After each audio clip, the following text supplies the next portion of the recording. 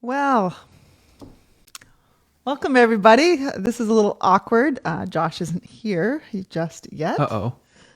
Yeah. The pastor showing up late to his own podcast? Yeah. What's that about? Well, he's probably still sulking about losing that mini golf game last week. No, that can't be it. Oh, he doesn't like to lose. You've never seen him throw a tantrum? Well, I mean, he did lose pretty bad. I mean, Wow. only one hole in one. I mean, for a golf pro. And Yeah. That was rough. yeah, Jim tried to be very gentle and very, encouraging, but Yeah. he wasn't boasting about his game. Yeah. But Josh over there just like, Yeah. I don't know. It was embarrassing. embarrassing. Oh, yeah. Well, Oh. I mean, I get it. It's hard to lose. Like, I'm competitive too. I would Yeah. to lose, but man, he is the pastor. Oh, I know. Thanks. Oh, wait, I think I hear him coming. Is that? Yeah. Oh, Hold well, on. we better. Hi, Josh. Hello. Oh, nice of you to join us. Finally. Where you been? Had some stuff to take care of. Got to get makeup ready and everything. Hello. Yeah, Did we start? know that. Yes. Yeah. Yes. Yeah, you're a little bit on a late, little Josh. bit, I don't know. Oh.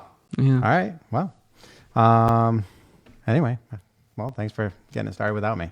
Oh, you're welcome. So, hello everybody. Good to see you out there tonight. Like usual, this is Curtis Lake PrimeTime. If you're watching live on Facebook or Curtis Lake Online, you're welcome to enter any questions, comments, things like that in the chat. Especially if you have messages or questions for these guys, because they love answering questions. So, let me introduce to you Sharon, a regular guest here on Curtis Lake Primetime. Thank you, Sharon. When we can't get anybody else, we bring I'm your girl. That's it. So that's great. And this is Caleb's debut on Curtis First Lake time. Primetime. So you know Caleb from Sunday morning and leading worship. And so Caleb, thanks for joining us. Yeah, thanks for having me. Yeah, we thought we'd get some young blood in here since we're talking about gossip, right? Because I know that that's a big thing in your world. Right? Oh, yeah. I assume it is anyway. Well, So not only He's probably done less of it than I have. I've had a lot more practice. that's true. Many That's more true. years. But he is also an artist, and I just have this it's true. tendency to think that there's Drama. probably lots of talk. Oh, yeah. How tough those musicians The are. diva world. That's right. So, yeah. As a special treat for those of you who are listening tonight, Caleb, of course, is our worship leader. Sharon also is on the worship team singing backup occasionally on Sunday mornings. Many of you probably don't know that I was once a worship leader. And so in a little while, Caleb and I, we're going to have a little competition. Oh, yeah? Yeah, a little singing competition, one-on-one. So Oh, I'm pumped for that. I bet you are. I am completely joking. We are absolutely not doing that. As the little performance that these guys put on here at the beginning of the podcast would indicate, I don't like to lose. And and just to clear the record, So you're just not going to play. You don't like to lose, so you're not going to try. exactly. Yeah. If I know I'm set up for a loss, then I'll probably just not participate. I think that's probably a good way to handle it. That's how I handle it. It's better than risking acting out. So, but anyway, to set the record straight, in the first annual Curtis Lake Staff Miniature Golf Tournament waged last week on the grounds of Shaw's Ridge, Mini Golf and Ice Cream, I did lose by one stroke, and that's okay. Because With one of the two home runs. What am I saying? Hole in ones. that's about right. Can you tell that I don't do sports? So, This is why I sing. This is why Caleb's on. yeah. Would you shoot Caleb at the mini golf course? Do you remember? Oh, I don't remember. I think I came in dead last between everyone. Right. 60 something. I don't know. Maybe more than that. Yeah. So 66. 66. Okay. Well, thank you for Shayna for Shayna setting kept the score. record straight. Wow. Did Shayna have like a 64 or something like that? She just went. 57. Oh, she remembers. That's really not too far off. That's still slightly embarrassing. But anyway, all right. So we're talking about gossip. We were talking about gossip on Sunday morning, and so we're going to spend a little time chatting about that. wanted to share, just to kind of get us started, one of the main reasons why I shouldn't gossip. I have this story that I tell occasionally. Years ago, these people who are really kind of our best friends, me and Renee, their names are Mark and Linda. They had a family of a few children, but were pregnant with another one. And so at some point, they had the baby. And I got the call from my friend Mark with just all the critical details about the baby. The baby was born healthy. Obviously was very excited about all that and everything. So this was before cell phones were around. So it just wasn't quite as easy to, easily stay in touch with people. I mean, you actually had to make a phone call to somebody. So it happened during the day. I was at work. So hours go by, and then I go back home that night, and I told Renee, hey, Mark and Linda had the baby. And she's like, well, what'd they have? And I said, I don't know. Like I couldn't remember. Not like how big was the baby, how long was the baby, how many hours in labor was Linda. Not like, it wasn't that stuff. It was the baby a boy or a girl? I couldn't remember the baby's name, right? That is maybe even somewhat excusable, but just, you'd think, how could you possibly forget something like that? And so the point of that is that my memory is really, really terrible when it comes to the details. And so any stories that are shared with me, I probably shouldn't be sharing with anybody else because they're probably going to get a little mixed up. But how about you guys? I know Sharon, for one, loves to gossip. Caleb? So the thing about details, I like to think that I get the details right. My wife, however, would say very differently. So when we share stories with other people about things, she's always there to correct me because 80% of the time it's wrong. So who's the main storyteller? Well, I tell the stories and she just constantly fixes the story as we go. Yeah. Right. Yeah. Yeah. Team effort. Yeah. And do you come to the conclusion that she's probably right about those corrections, or? Eventually, will I say that? Not always. Oh. Shane, is this being recorded? Because Linnea might need this. Oh no, I guarantee she's watching somewhere. Yeah. So anything in particular stand out to you on Sundays? We were kind of talking about that, and any like heavy dose of conviction that you felt, given your tendency to struggle in this area, maybe? Well, I think that it was kind of eye-opening to see just the statistics because I like numbers. Me too. Considering how bad I am at math, it's surprising that I like numbers, but so just like seeing the numbers of like how much time we spend talking about other people. And I think you said the average was 52 minutes. Mm-hmm. And just like how much more productive could that 52 minutes or more be if I was, either talking about myself or working on myself rather than being so concerned about other people. And I think that it was eye-opening to see these things that I think even if this is productive talk about someone else, or like it's not necessarily negative, it's still not necessarily necessary. But how else will you get the information, Caleb?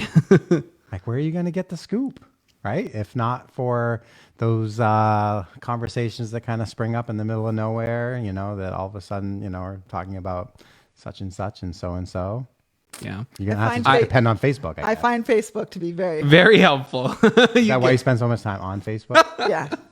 That's why I'm always on my phone when you walk in my office. That's right. It gives you the scoop. For those of you that don't know, Sharon is the one that knows all, or pretty much close to all, around here. We are always mesmerized with how does she know that? But apparently it's because she loves to get the skinny on what's going on. Well, and honestly, and I mentioned this earlier, I am more prone to receive gossip than I am to give it. So I am not I'm not gentle. I'm more one way than the other. I will not say that I have not gossiped, even in a negative fashion. However, I I do hear a lot, and I tend to retain a lot. So be careful what you share with me, people.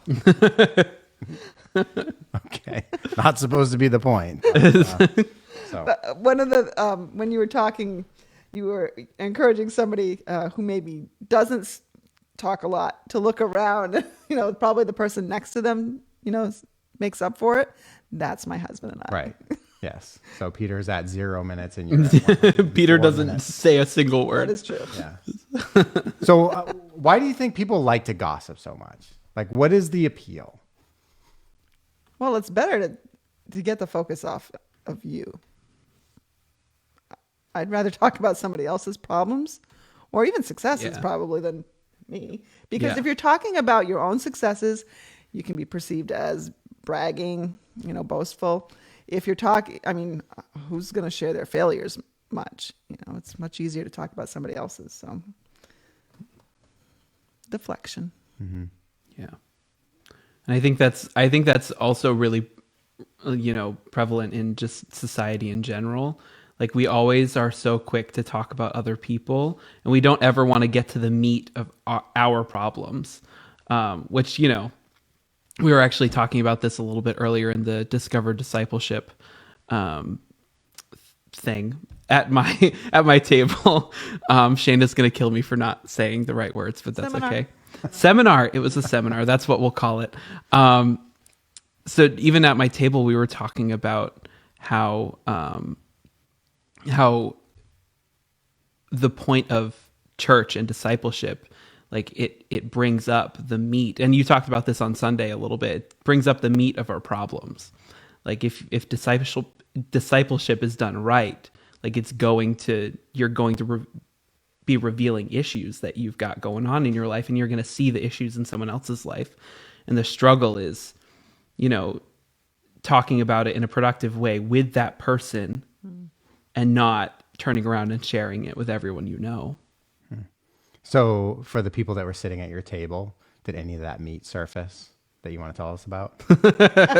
Anything in particular that, I, as the pastor of this church, should maybe be aware of so that I can help people?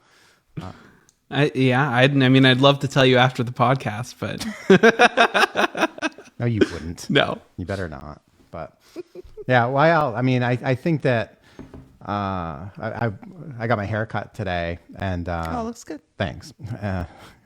You don't have to say that, but Okay. whatever.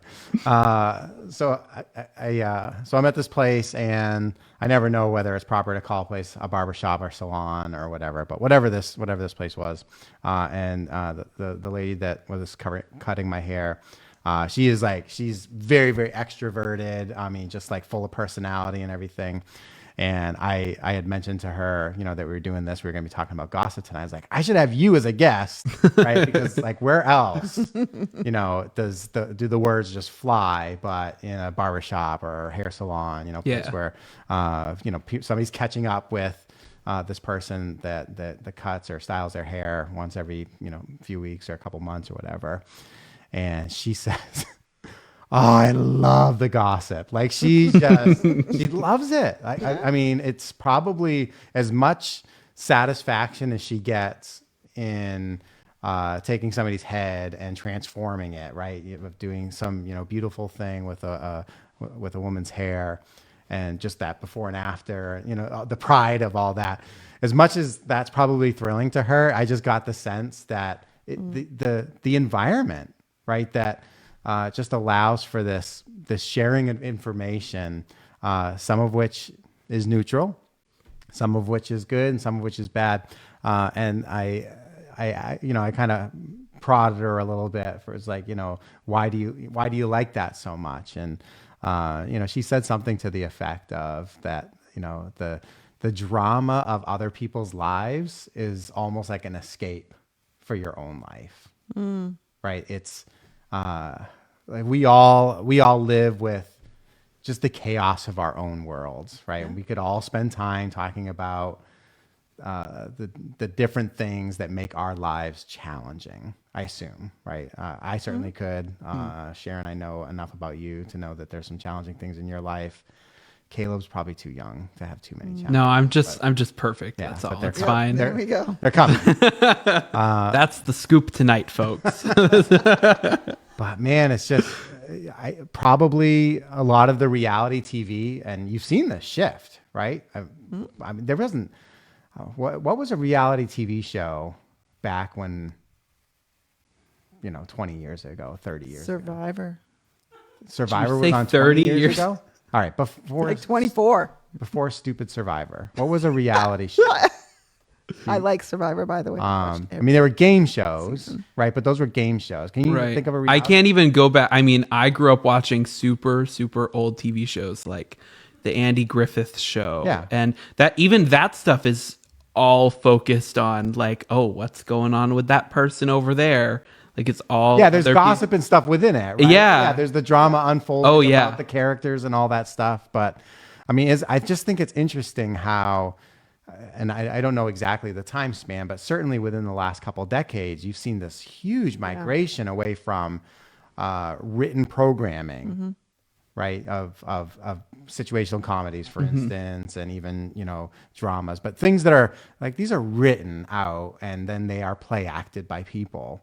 And we watch that for entertainment. And obviously that stuff's still there, but boy, has there just been this influx of reality TV, of peering into the lives, i.e. the drama of other people. And it's amazing the kinds of things.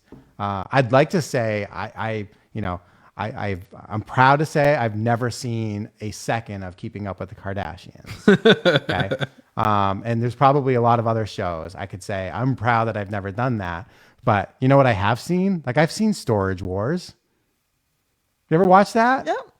Like, how insane do you have to be to watch a show like that and be entertained by it? Or like, or Hoarders. Well, or I was gonna say, when you were talking about, it's an escape from your own, like, that's why I don't mind watching Hoarders, because it makes me feel better about how my house looks. Like, it's sad but true. Well, and that's like television is just another one of those escapes too. Yeah. Like, deflecting, dealing with your own problems by just sitting in front of a screen and taking it in. Yeah.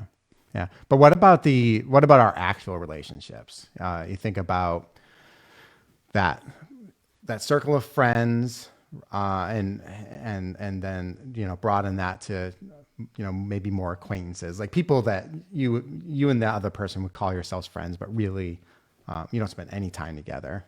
You happen upon one another. If you're parents, then, your kids are in the same grade as their kids, that kind of thing. So you bump into each other at sporting events and other kinds of extracurricular activities. So we have, especially in a community like Sanford, I mean, it's a pretty tight knit community. If you live here, you develop some at least surface level relationships with lots of people. So anyway, you have all these people that kind of are in your world. Why is it that we so love the, sitting down with another person or a couple other people and having this conversation that all of a sudden is talking about, this other person in their life and what's going on there? What is it that's so appealing to that? Is it just the escape? Is it that it makes us feel better about ourselves and our own worlds? Well, I think it depends on what the topic of conversation is. So if it's what would be considered probably negative gossip, talking about somebody in a negative manner, then, it tends to make you feel better about your own circumstance or your own life and walk. If you're sharing more positive news, just about what's happening in their life and it's all good, it's not hurting anybody, then I think it's probably, for me, I know this is going to come as a shock to a lot of people. Like, for people who like control, knowing things makes you feel better. Like, I don't want to not know something that everybody else knows. Yeah, that's an important point, right? Just being in on. Right. And even if that will have no effect on your life, just knowing that it's happening. Yeah. Because I won't feel like I'm left out. Right. Like everybody knows what's going on except for me. Right. So don't forget to invite Sharon Yeah. when you're going somewhere Yeah. because she wants to be in. It's true. Yeah, we FOMO. do. I mean, we love information for the sake of information. We do generally like that, right? Yeah. We kind of talked about that on Sunday. But I mean, I think that's a good point that it essentially depicts our status in the group, right? Within that social group. You know, if there's 6 people and 4 of them know what's going on with the 5th, but you as the 6th person don't know, like, what does that mean? It actually makes you feel like Means I'm the next too one voted low off the island. on. That's what it means. I think you watch too much Survivor. A little bit too much, Sharon. Hey, listen, with COVID, I've been survivor deprived, not depraved.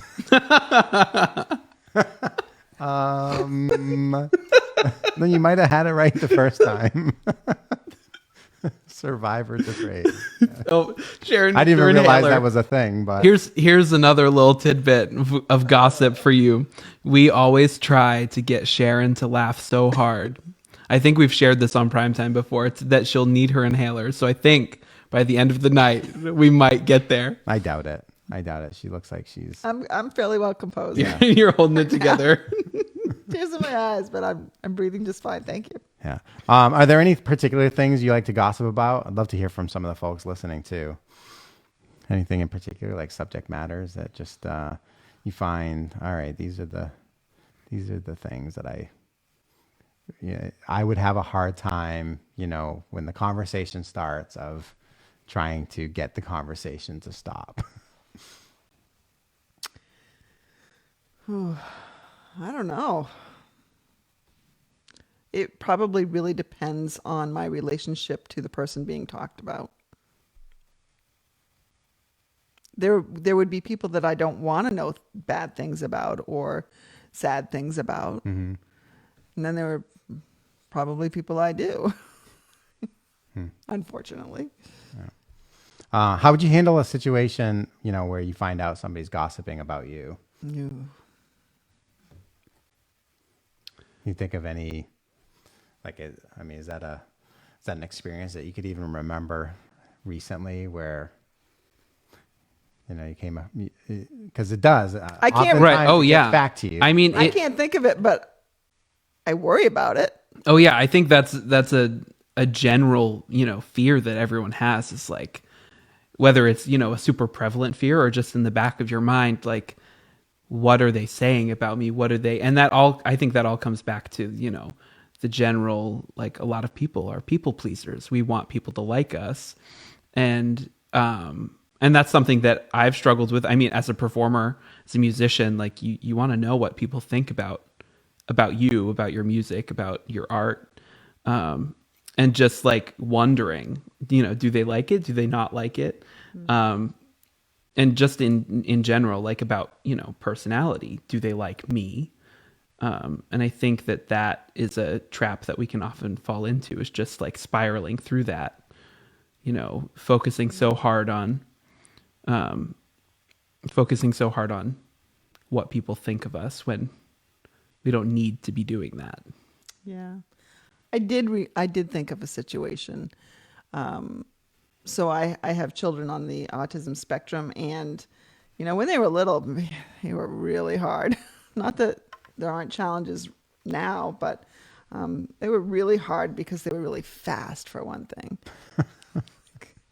Chasing them was difficult, but it just got back to me that some of my, dear friends had just been talking about that it's really because of our parenting. You're just not consistent enough, and that was just really, really hurtful. Because,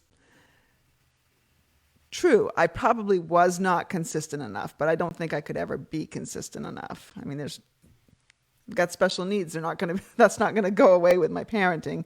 Are there things that I could have done differently? Absolutely.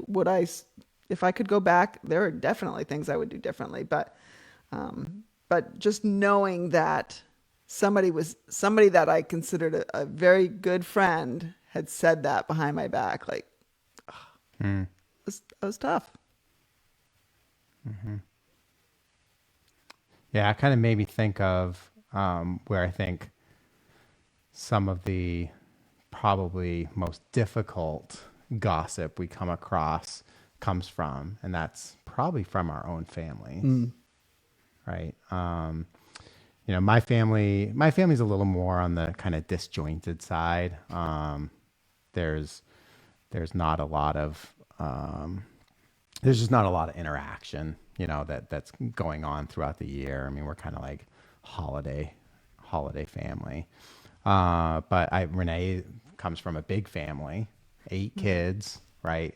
A bunch of grandkids. And now I think I saw a post the other day of my in-laws talking about their 8 great grandchildren. I mean, this is a big family.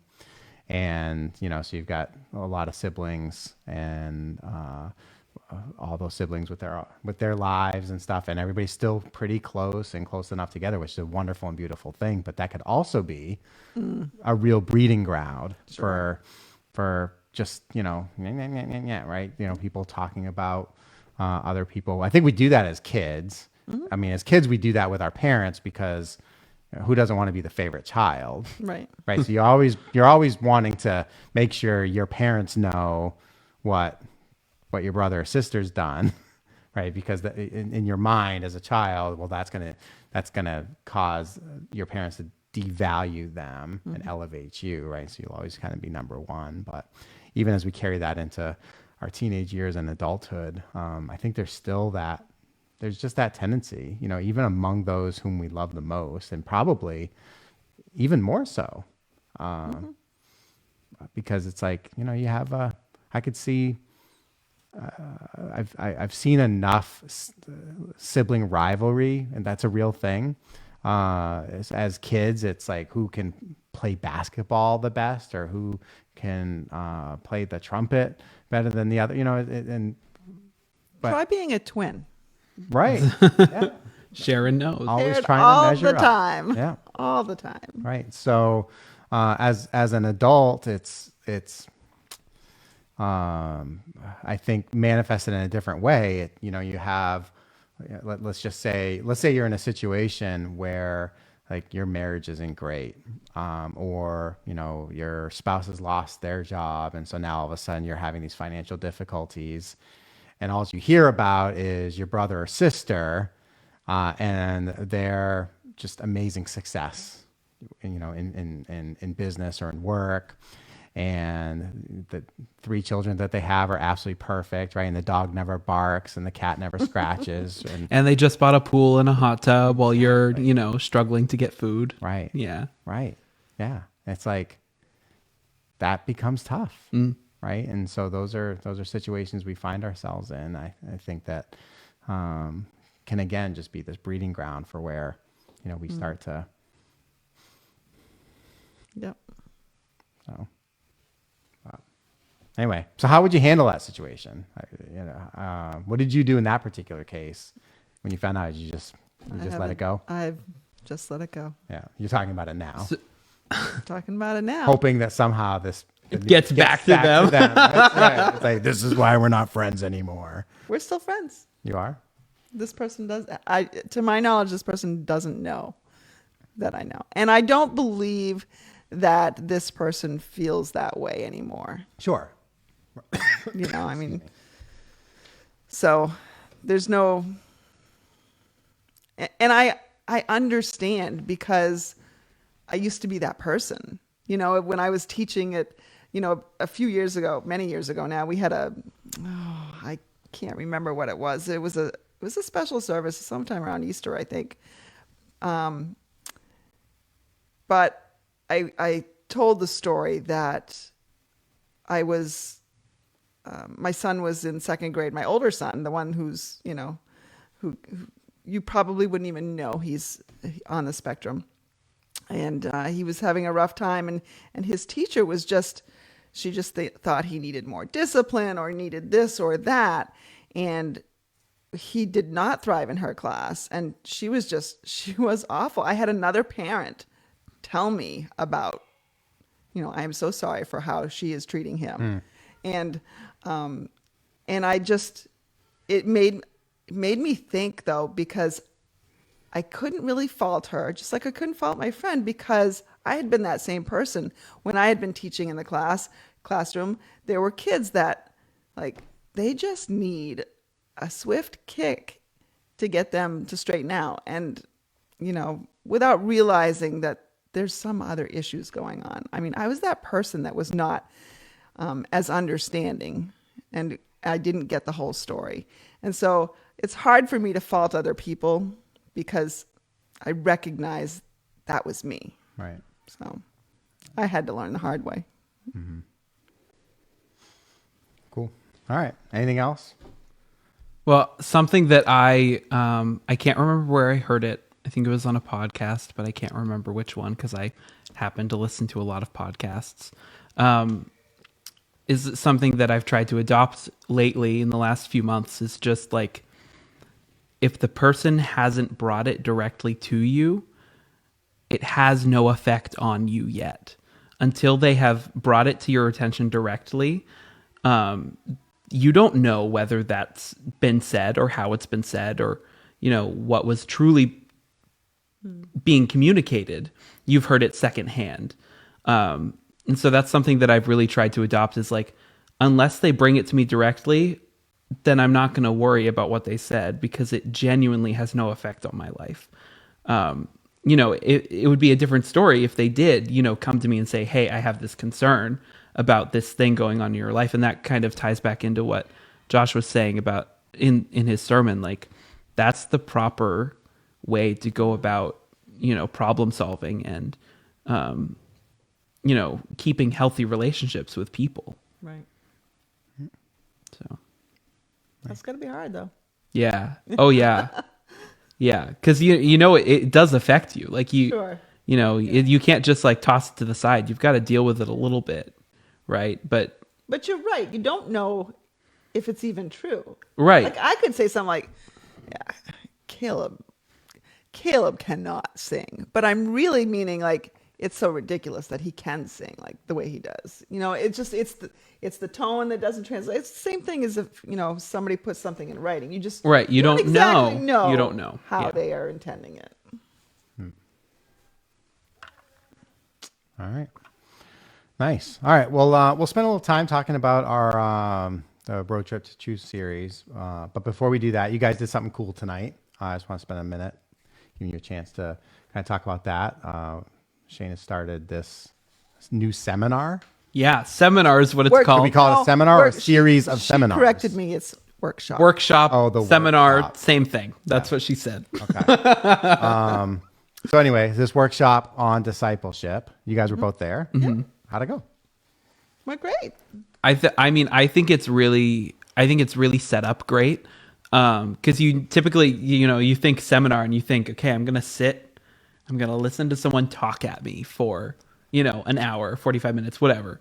And then maybe break off into groups and, chat with some people, figure out what's going on over there. But like the format of this and what I really like about it is that like, we're really in community and we're working together to like discover discipleship, like what it's called. I think it's just a really great way to, just create natural community. And I know like there are some people that were at my table that I've, never really had the chance to talk. Like I know them on surface level, but I never really got the chance to talk to them and really hear what their heart is for, discipleship and really wanting to learn and grow. And I think that it created those opportunities, which I think is really great. Yeah, it was practical. Oh yeah, absolutely. Very practical in nature, and she did extend to us permission to invite anyone that wanted to come out next week, if you missed this week. So oh yeah, come on out. It's in the gym, and it'll be worth your time. It's only so we got room. It's going to happen for the next 3 Wednesday nights, right? Yep. Mm-hmm. So they're kind of modular, so it's not like you have to have been there tonight in order to for the next week or the weeks after that to to matter. So time is 6:30. 6:30 to 7:30. So just an hour on Wednesday nights. Just like Shayna announced at the end of tonight, you have just enough time to grab Rush some home. food, run home, and log on to PrimeTime. Yeah, right. Yeah, we discovered Wednesday is a busy night here. Oh yeah. The meal at 5 o'clock to 6 o'clock, and there's high school and junior high school happening behind us here and throughout the building. Oh yeah. Yeah, all this stuff. So it's good. Life. There's life Yeah, here. it's awesome. Anyway, all right. So road trip to truth. We kind of just in the last few minutes throughout the bomb, this question of because we could certainly talk about the content of the video, but the question I had for us to banter about, which we can either tackle tonight or look at the other episode. We're in 8 and 9, I think, right? So if you haven't had a chance to watch those, if you're not caught up, you can get the videos from Right Now Media. So the series is called Road Trip to Truth. They're about 25 minute videos. We're watching one a week and just kind of talking about some of the content there. So anyway, the question for last week was, what are some of the challenges that you find with just trusting in the reliability of the Bible? So that particular topic was committed to, helping people to resolve this question of whether or not the Bible, as we have it today, is actually something that we can rely on. That it, first of all, accurately depicts what was written some 2,000 to 3,000 years ago. Are the words that were originally written, have they actually been properly transmitted to us, and then have they been conveyed and translated in a way that is actually reflective of their original meaning? So, so kind of big questions that come up with the Bible, where a lot of people just have this assumption that it's not trustworthy. The stories that you read in the Gospels about Jesus and performing miracles and some of the supernatural things that happen there are they're vague recollections of people that maybe had been around Jesus. My favorite one to explain away the miracles of Jesus is, oh well, it was science that we didn't understand yet. It was just he was before his time. We just they didn't grasp what was really going on. Like, it's just like those kinds of things come up a lot. Right. And I think something about going to Bible translations a little bit, something that Annie had touched on last week. I really appreciated that her take on that. And it can be really intimidating for, even a new believer or someone that, isn't a believer, but just coming to church for the first time. That's like, okay, so there's all these translations. What do I do with that? Right? Like, what is the point? If all of these translations, if they're all, different, why do they look different? Why do they feel different? But do they really have the same meaning behind the sentences? And when you really look and study, like, yeah, they've all got the same message across. They're getting the same story across. But that can be intimidating for someone new that doesn't really understand the process of translation or hasn't really looked into it.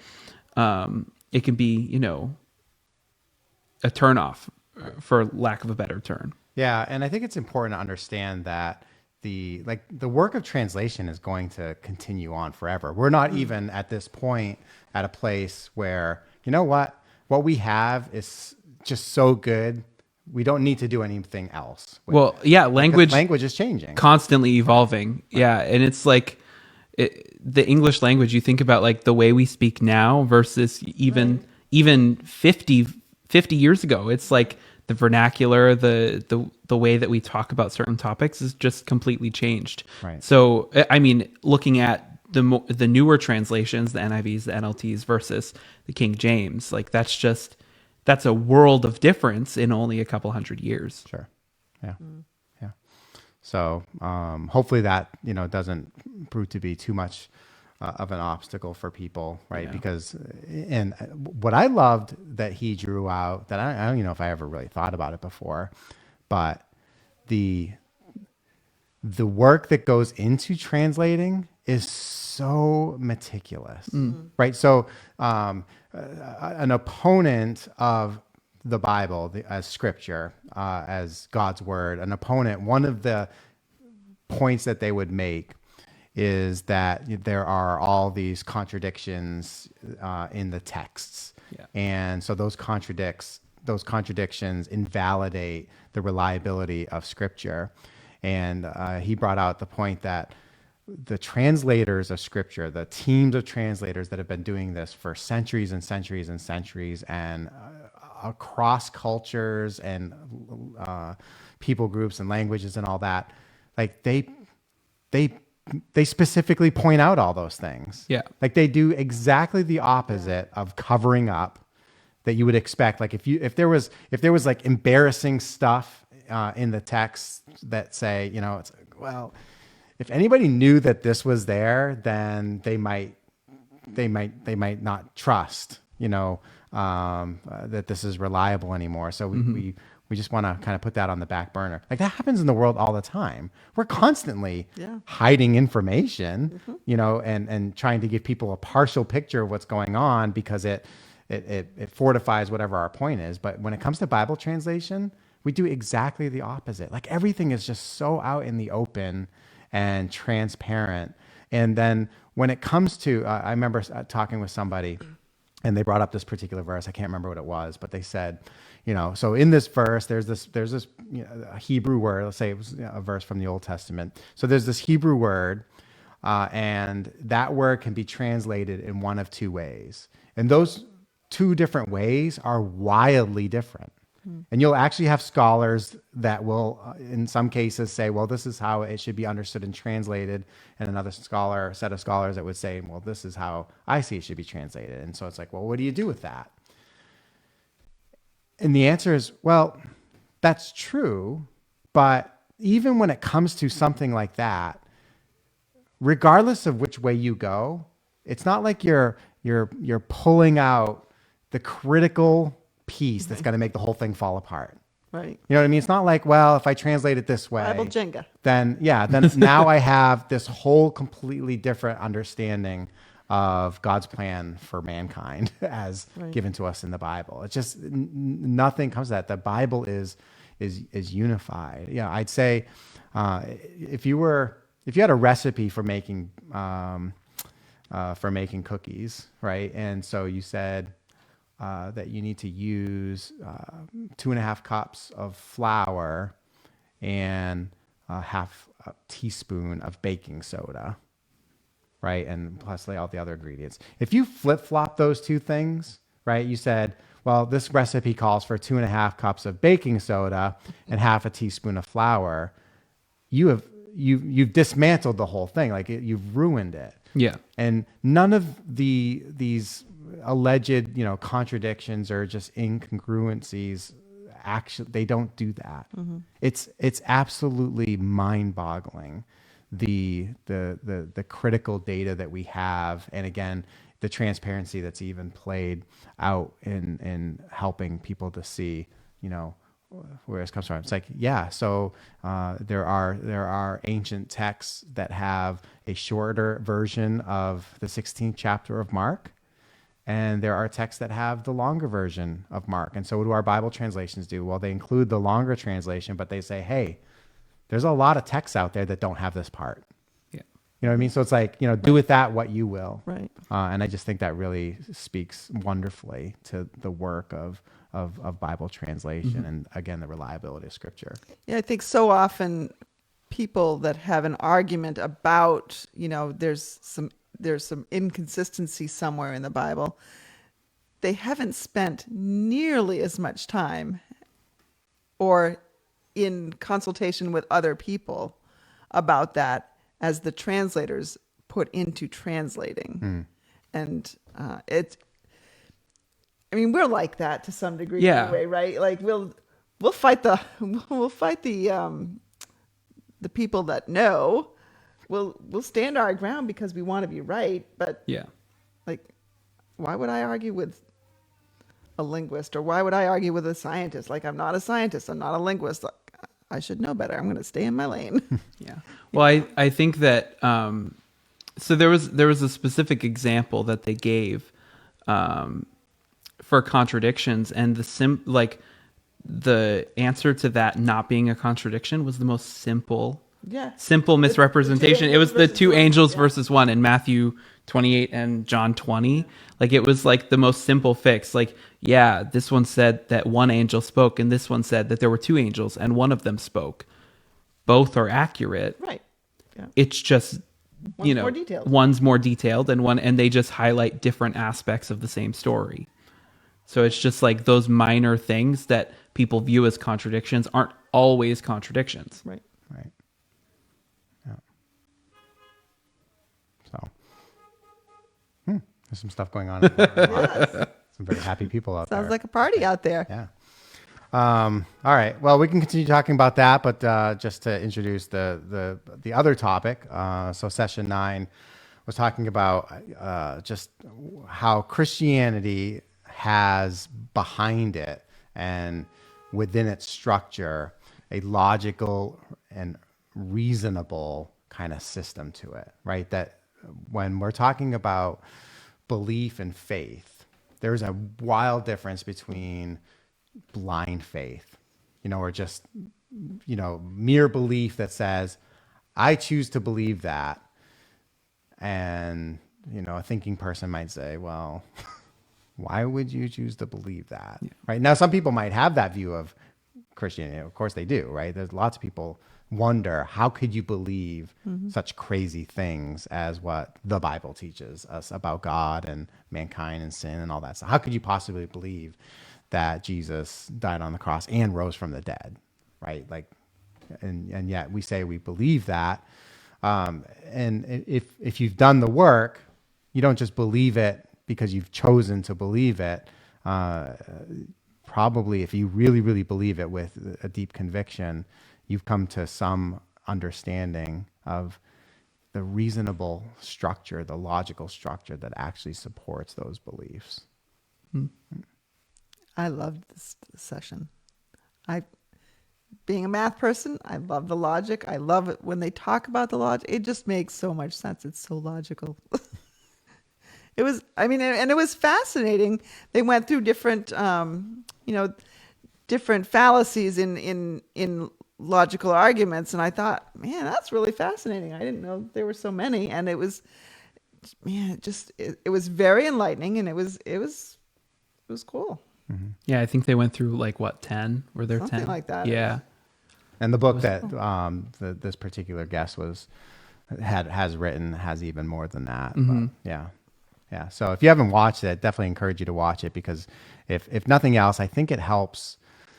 I don't know about you guys, but I think it's probably really easy for people who are followers of Jesus to still, they could love and adore Jesus, right? They have a relationship with God that nobody can take away from them, right? It's like they adore and they worship God, and they embrace fully Jesus and the significance of what the Bible teaches in Jesus's death and resurrection, all that. They love the Bible.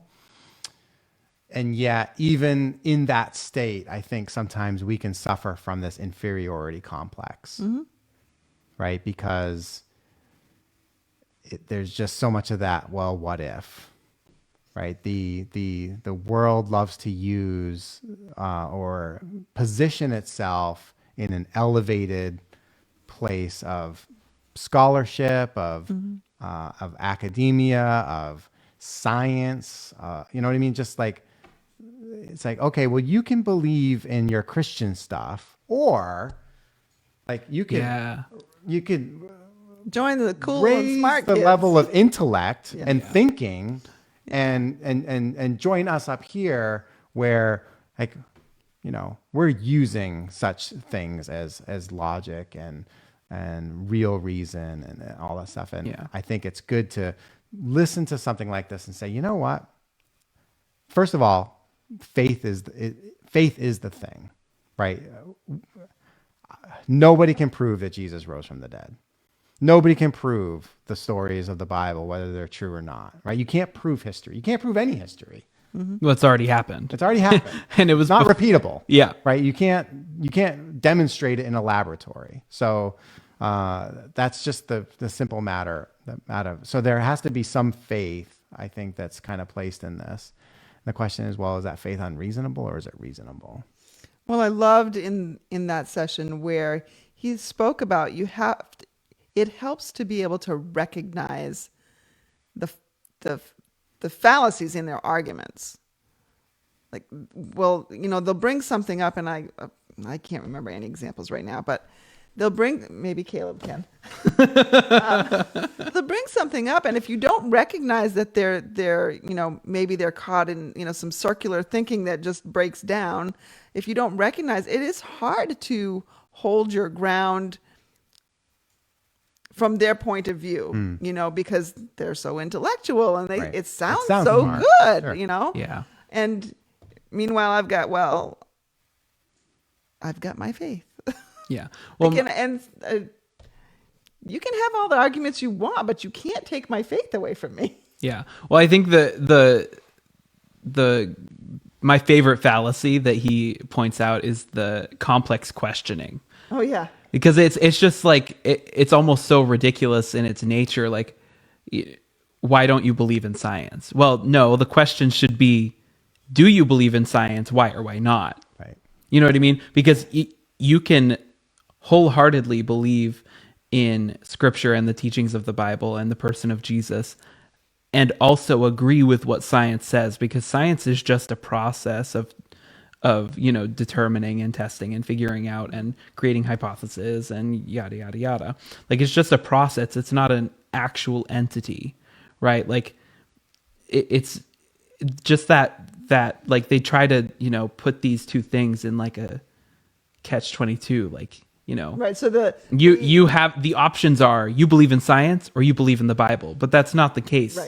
right. It's like the question. I mean, he brought it up with, are you, have you stopped beating your wife? Well, you can't answer that question Because it implies that you were. right. If you say yes, that implies that I was beating, well, in my case, my husband, and then now I'm not.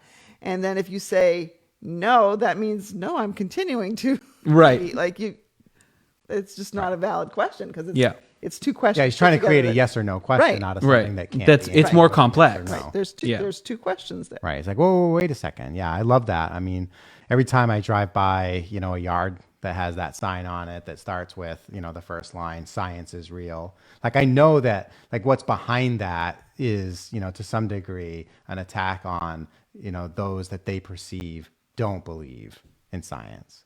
And it's so funny. It's like, I love science. Like, I adore science. I think it's awesome. I mean, I could, if somebody would pay me to do it, I'd sit in front of the Discovery Channel all day long. You know what I mean? And just watch sciencey stuff and and learn about that. It's great, right? It's wonderful and it's beautiful.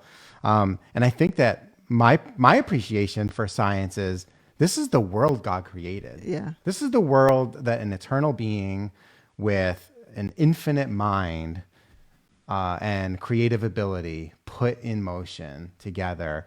And it's a beautiful gift that we have to try to unpack and unfold the mysteries of that. And it's inexhaustive, right? I mean, you can't get to the end of it.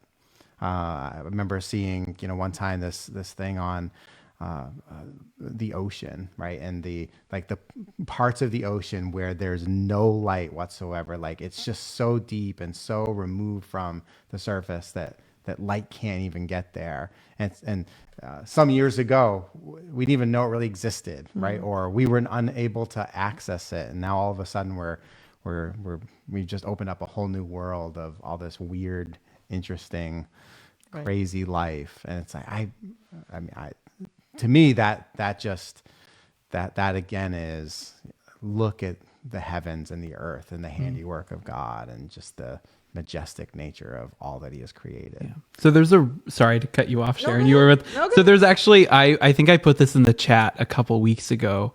But there's a really good book that Louis Giglio wrote, and it's for kids, called Indescribable.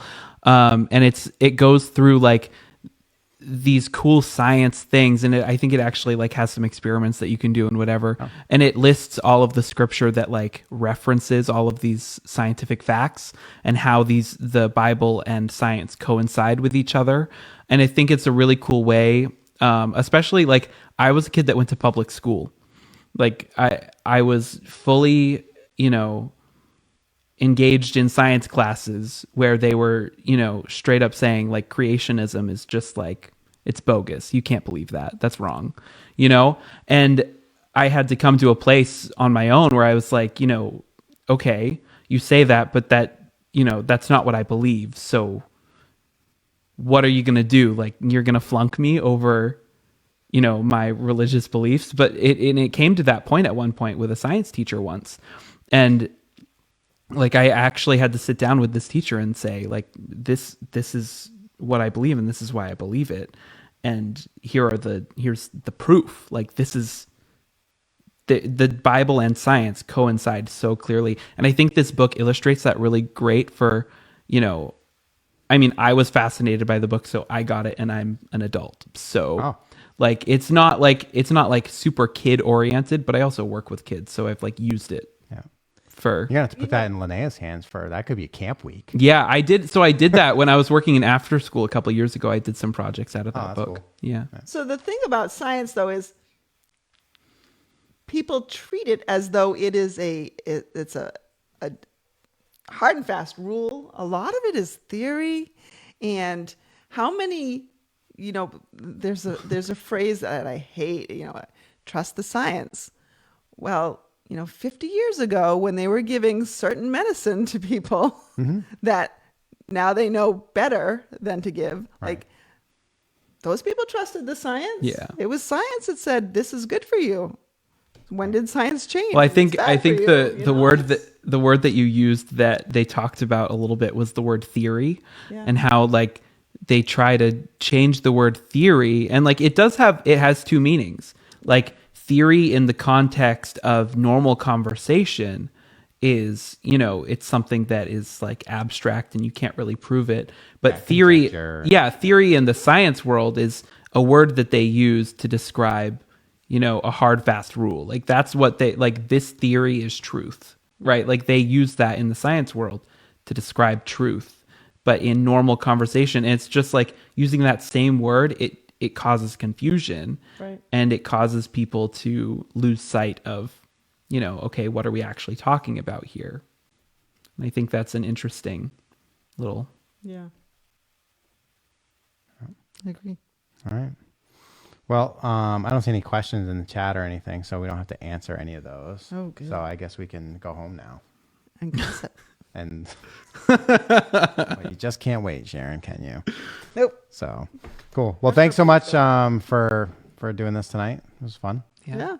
And we'll do it again next week, next Wednesday at 8:00. So thanks to all you watching out there tonight, and those of you that will be watching later on. I hope you have a great, wonderful rest of the night. We'll see you next week. All right. Bye. Check.